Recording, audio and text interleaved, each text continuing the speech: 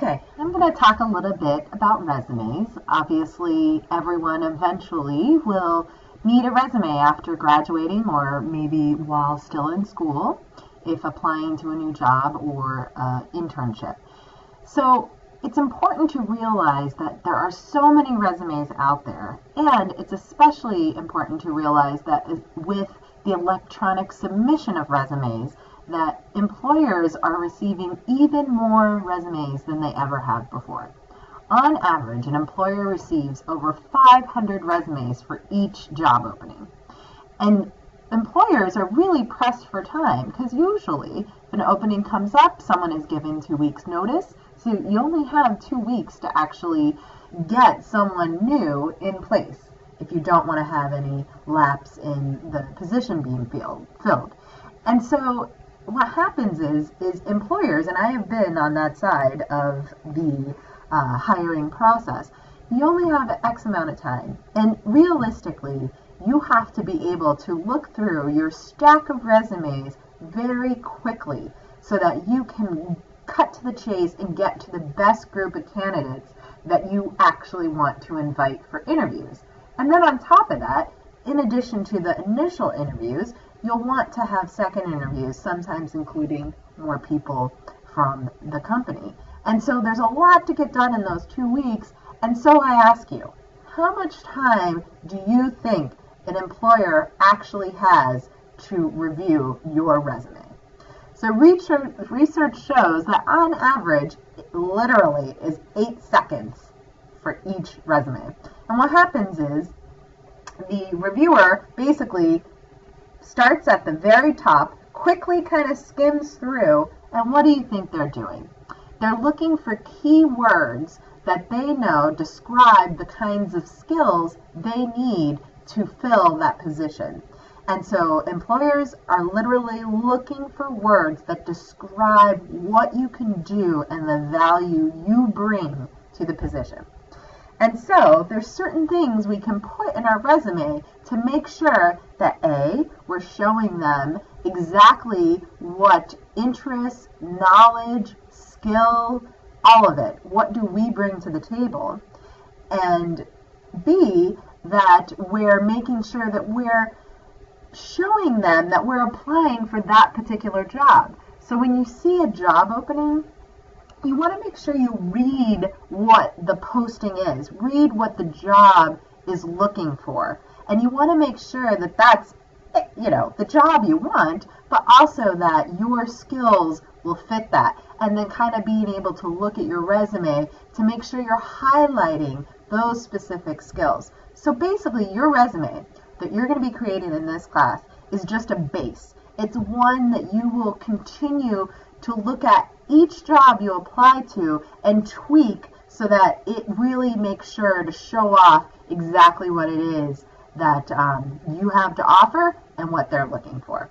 So with that in mind, that you have basically 8 seconds to do all this stuff, there are some best practices for resumes that we're going to talk about.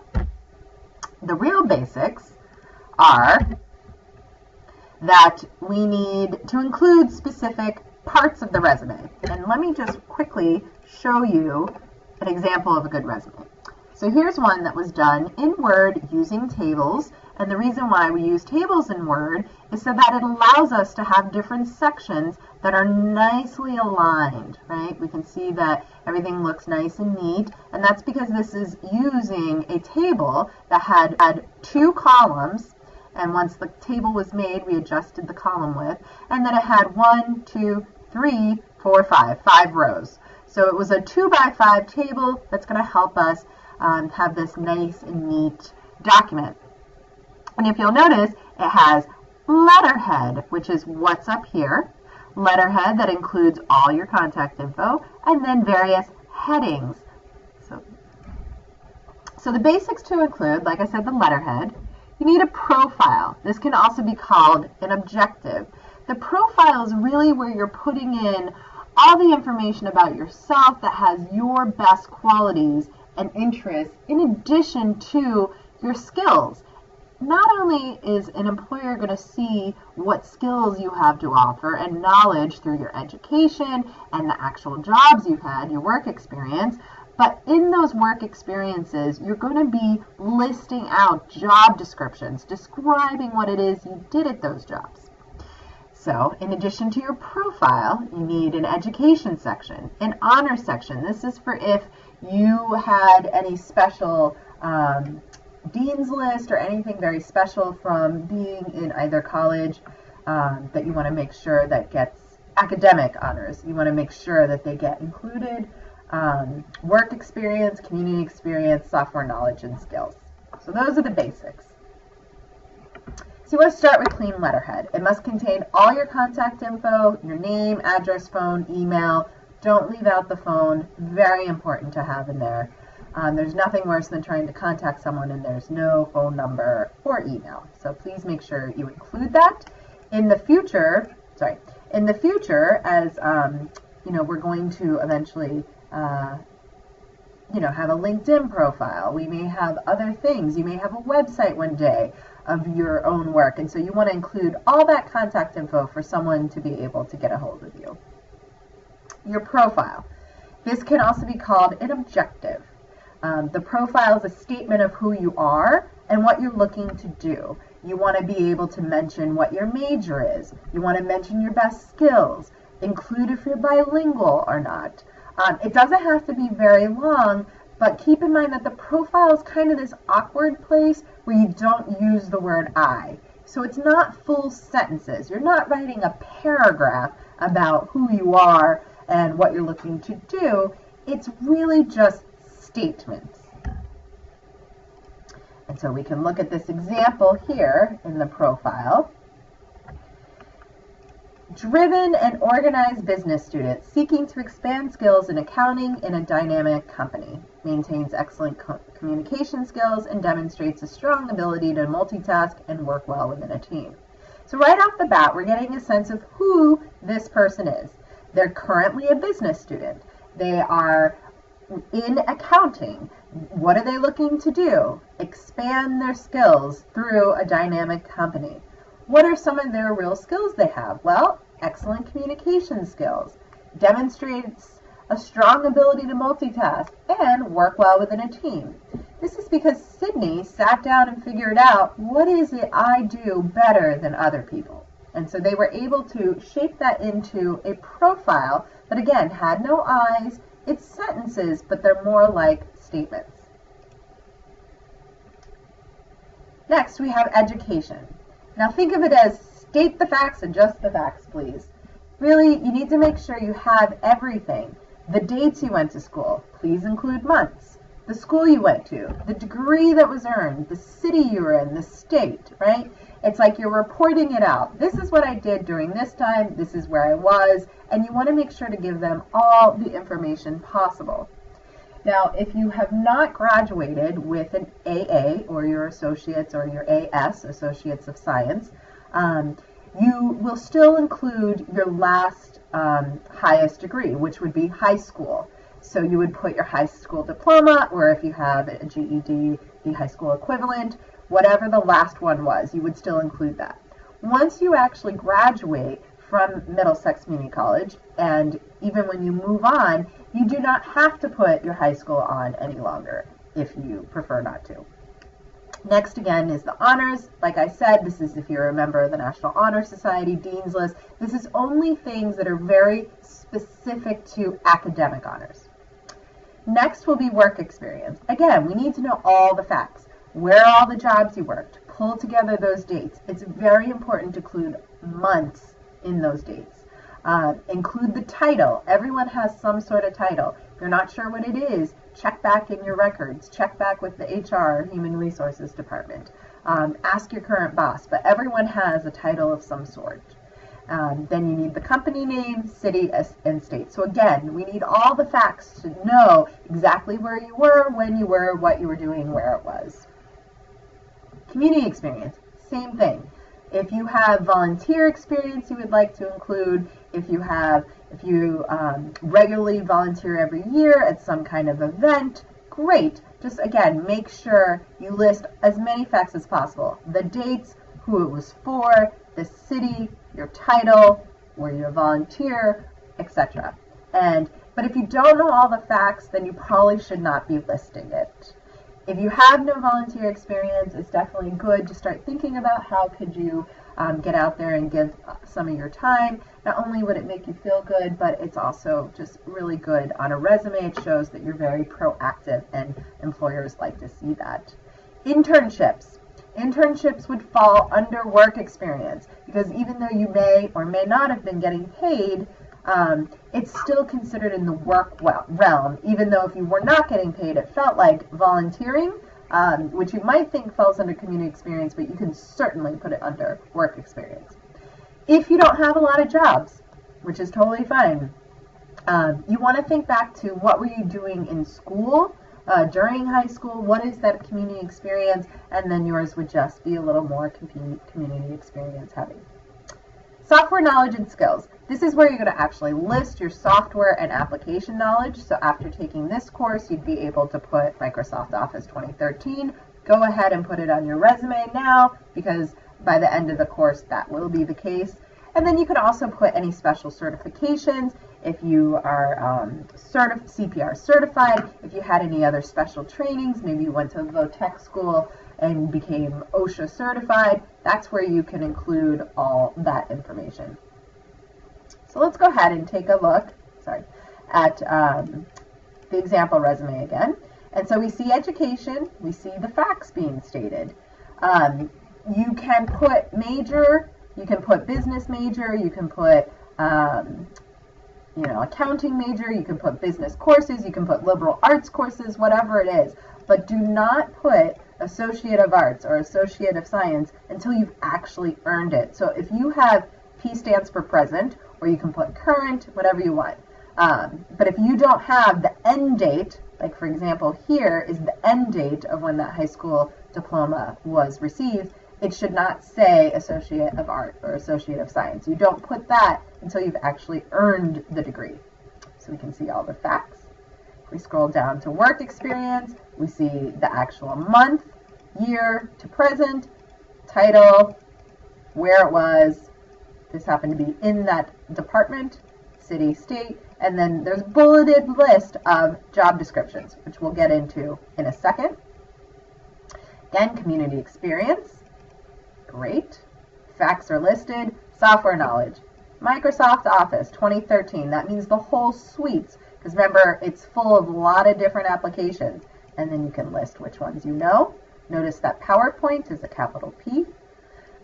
We also will do WordPress in the lecture courses, so you could put that in there. Let's say you know QuickBooks, anything else, any other kind of software. Again, if you're bilingual, you'll want to put that into your profile. Make sure that that is known.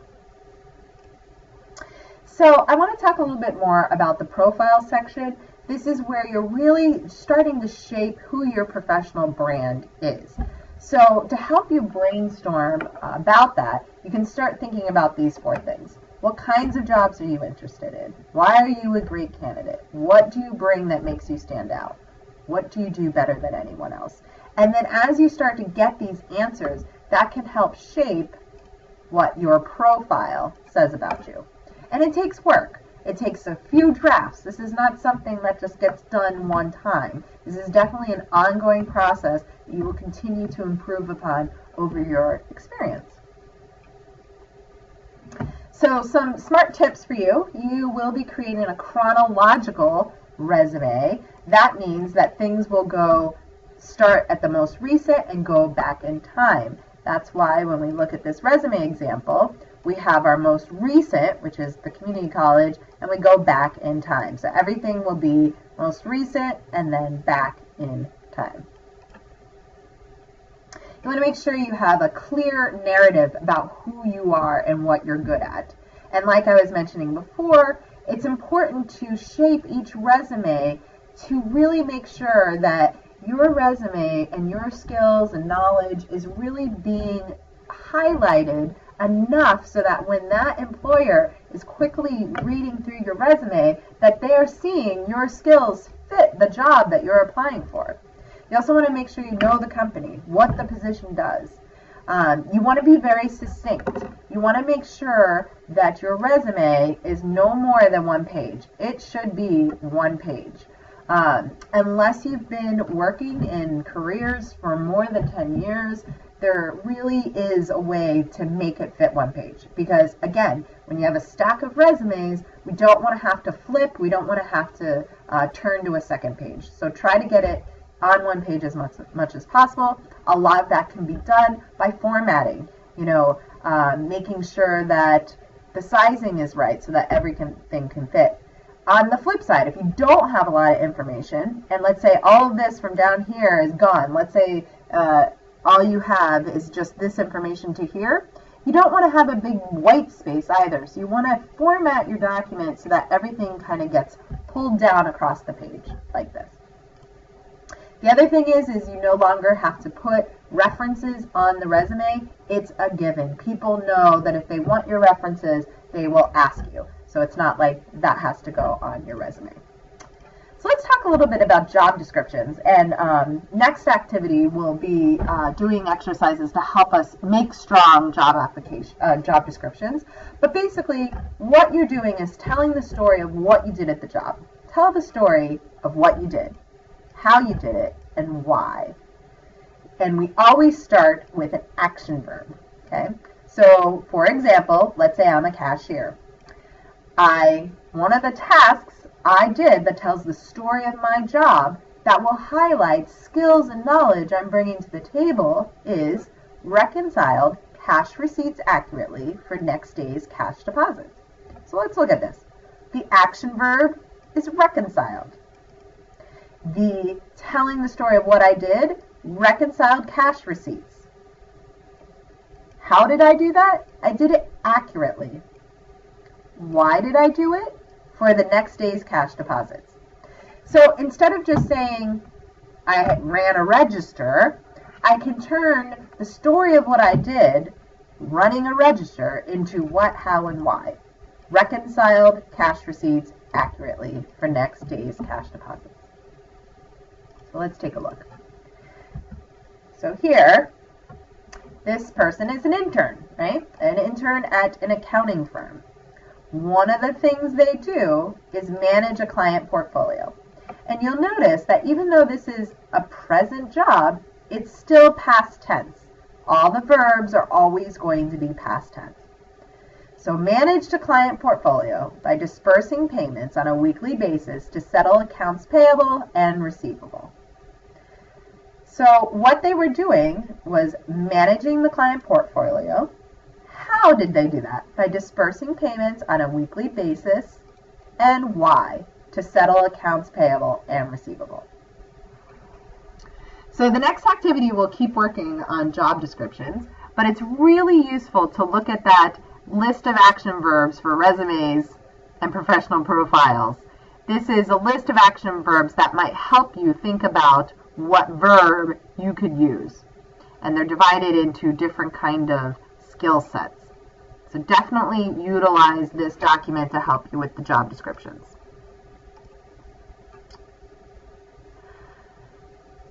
So what you're going to be doing is creating a resume. You want to make sure to review those other documents in the learning module, and you want to get started by, you're going to do the build a resume activity and the job descriptions activity. And I just want to talk a little bit more about the letterhead, because you want to remember that your letterhead is basically representing who you are as a professional. So you want to remember to be consistent in the sense that if you use a letterhead that looks a certain way, every other thing you have that pertains to your branding, so maybe a business card, maybe a website that you're going to create that's going to have all your best work on it, all that stuff, just want to remember to be consistent. You want to have simple, clean design, because readability is much more important than creativity. But that's not to say that you can't be creative and make it look interesting. And I'll show you a few examples. You want to double check your typos. Don't forget to do that. There are many instances where, and I have done this myself, where if someone hands me a resume and there are spelling errors on it, it's going in the trash. Because if you can't make sure that your resume that you're trying to get a job for has been proofread. To me, that tells me that somebody isn't going to do as great of work as I need them to do in the job as well. So you really need to have it looked over a few times by a couple people if need be. And again, include all your contact info. So here's some nice examples. So still interesting and creative, but also not so too much to look at that you can't read and understand what's happening. As you can see, there's headings for everything, and everything's nicely organized. Here's another one, very different kind of looking. Bunch of stuff on this side, stuff on that side. And here's two other examples. If you have any questions about your resume, any particular questions, certainly shoot me an email. We can discuss it. Not a problem. Good luck.